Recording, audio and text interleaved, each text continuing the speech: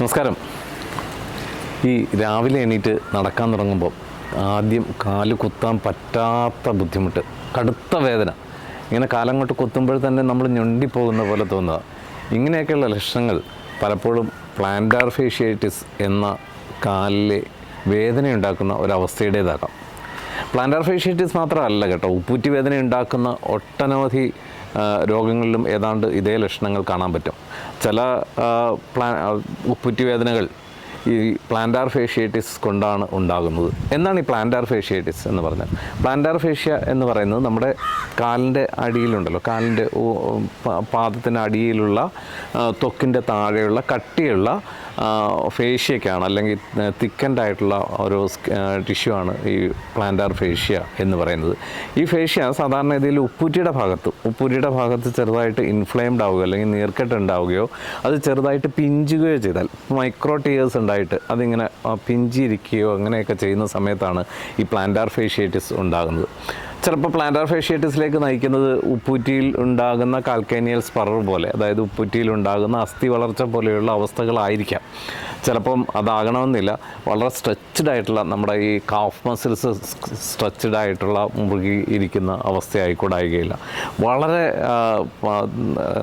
കഠിനമായ റോഡിലൂടെയൊക്കെ നമ്മൾ വളരെ നേരം നടക്കേണ്ടി വന്നാൽ, അല്ലെങ്കിൽ മലയൊക്കെ വളരെ കയറേണ്ടി വരിക, അല്ലെങ്കിൽ സ്ഥിരമായി അവിടെ എന്തെങ്കിലും നമ്മൾ ചില ചെരുപ്പുകളൊക്കെ ഉപയോഗിക്കുന്നത് കൊണ്ട് സ്ഥിരമായി അവിടെ ഒരു പ്രഷർ ഉണ്ടാവുക, ഇതൊക്കെ പ്ലാന്റാർ ഫേഷ്യേറ്റിസിലേക്ക് നയിക്കാം.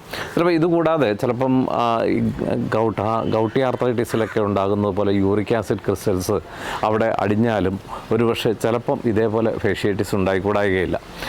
ആയുർവേദത്തിൽ ഈ ഉപ്പൂറ്റി വേദനയ്ക്ക്, അതുപോലെ പ്ലാന്റാർ ഫേഷ്യേറ്റിസ് കൊണ്ടുള്ള ഉപ്പൂറ്റി വേദനയ്ക്ക് വിവിധങ്ങളായിട്ടുള്ള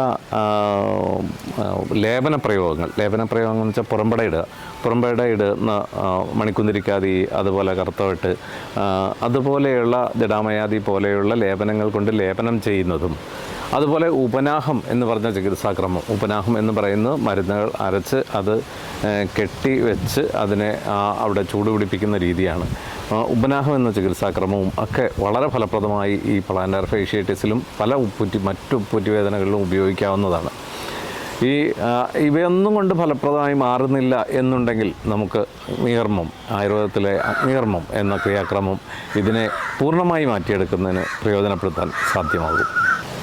പ്ലാന്റാർ ഫേഷ്യേറ്റിസ് ഒരു മാറാത്ത രോഗമല്ല, ആയുർവേദത്തിലൂടെ സുഗമമായി മാറ്റിയെടുക്കാൻ പറ്റുന്ന ഒരു അവസ്ഥയാണ്.